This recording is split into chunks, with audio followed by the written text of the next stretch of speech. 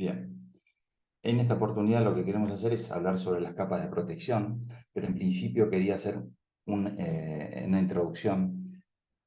¿Qué es lo que yo interpreto como seguridad? ¿No es cierto? Que para mí la seguridad se basa en tres fundamentales pilares. Uno es la tecnología, otros son las instalaciones o infraestructura y otros son los recursos humanos o personas. Entonces, en esos tres pilares es donde la seguridad se enfoca.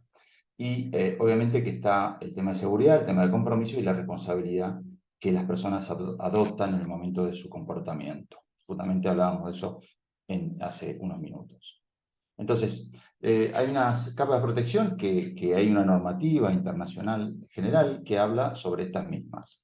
Y la primera capa, el primer layer o la primera base es el diseño propio del proceso. O sea, cuando hablamos de proceso, hablamos de el sistema que es el diseño básico de un proceso, llámese un reactor de nitrógeno, un reactor, una torre catalizadora o una caldera, en sí tiene un proceso definido por alguien y eso es la primera capa de protección que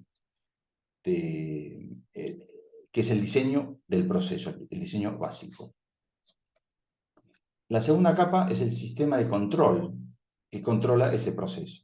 Cuando nosotros después definimos el proceso, presiones, temperaturas y caudales, etcétera, se definen el sistema de control. Llámese transmisores de presión, de temperatura o medidores másicos, etcétera. Ese es el sistema que es la segunda capa que hace de protección a este sistema. Esto imaginemos que no es para todos, pero esto es, por ejemplo, supongamos un ejemplo que sea una torre de cracking en una refinería en la cual hay temperatura y presión y de combustibles inflamables. Entonces, si algo se desvía, también puede ser un reactor nuclear o puede ser también una caldera en la cual el diseño del equipo, que es el diseño propio del proceso, está definido por presiones, temperaturas y ciertos caudales. Y también qué sustancias se están manejando.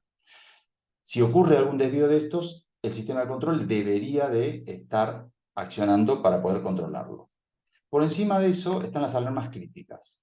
Cuando uno define el sistema de control, define alarmas críticas, que es un sistema de supervisión de la operación. El operador puede abrir o cerrar una válvula, pero no puede modificar la alarma crítica. Pero sí el diseñador del sistema sí puede modificar una alarma crítica. Esto se puede dar tanto a nivel de un DCS, un sistema de control, PLC, DCS o cual fuera, que tiene diversos tipos de acceso para cambiarlo. O sea, esto está integrado en un sistema de control que se llaman SCADA o se llaman directamente genéricamente sistema de control.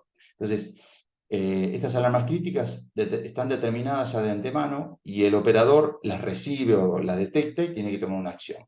Esa es la otra capa que estamos hablando. La siguiente capa son instrumentos de seguridad.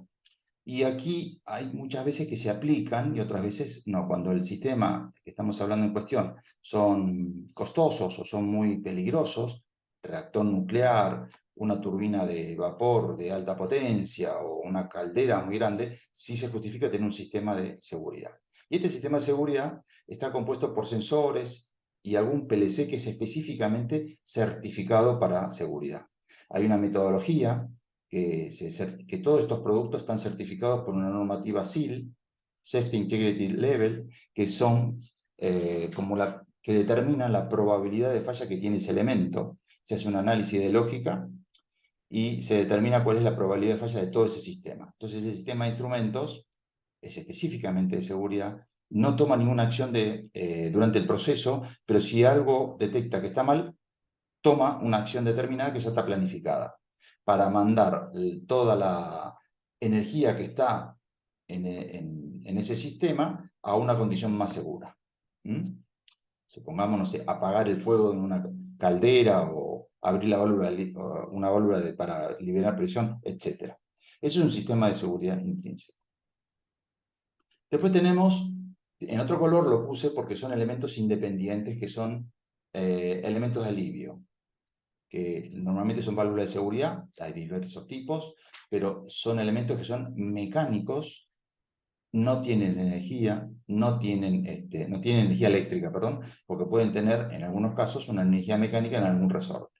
Entonces estos elementos se utilizan para, si falla alguna de las otras capas anteriores, estos elementos actúan y liberan presión o temperatura, tomando una acción inmediata, prácticamente autónomos son. No necesitan absolutamente nada. No necesitan un backup, no necesitan nada. Son muy seguros y de hecho que son tan seguros que todos los años, o cada 2 años como máximo, estos elementos se tienen que calibrar.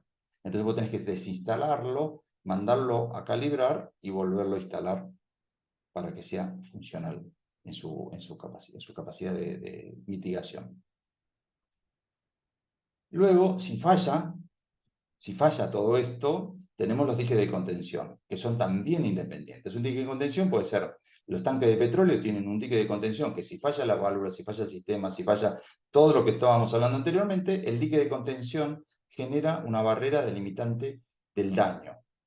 Esto también puede ser, por ejemplo, en una instalación de gas, donde hay un tanque de propano, a veces, si no se puede lograr una distancia para mitigar el daño, se genera un muro antiexplosivo. Antiexplosivo significa que es capaz de resistir la explosión de ese tanque.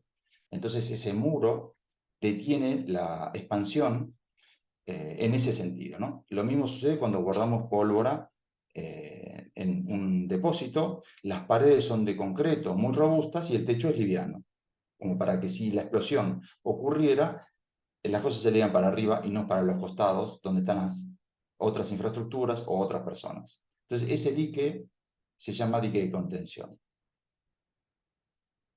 ¿Tienes alguna consulta, Sebastián? Te veo ahí que estás en el punto de...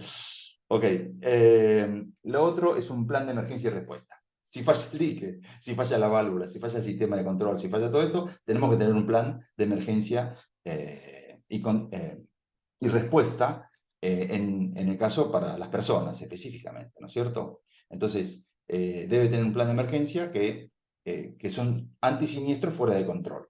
Es de vital importancia este plan que esté bien documentado, que esté entrenado, que esté bien difundido, con el objetivo de minimizar los tiempos de reacción y además, no sé, tener el teléfono de la ambulancia, a ver si ha tenido pruebas con los bomberos, hay procedimientos o protocolos que se determinan cuando vos tenés un incidente, que hay que hacer con los bomberos, que no hay que hacer con los bomberos, o lo que sea, con la misma brigada interna de la empresa a veces. Y el último es respuesta ante emergencias de la comunidad.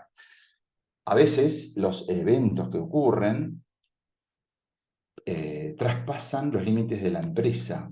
Entonces, también hay que tener un plan para la comunidad.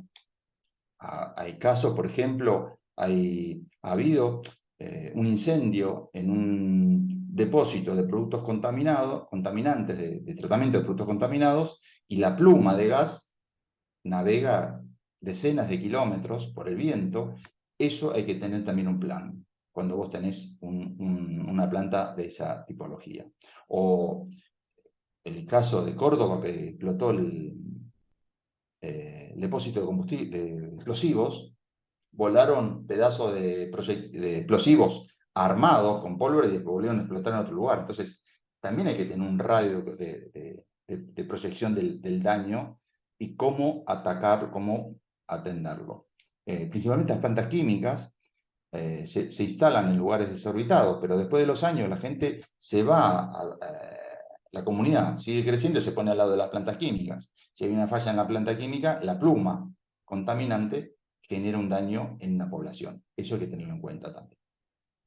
Entonces, esto es las capas que estamos hablando de seguridad. En este sentido, estas capas hacen que una proteja a la otra. Algunas son tecnológicas, otras son de infraestructura y otras son de recursos humanos. Y esa era la introducción.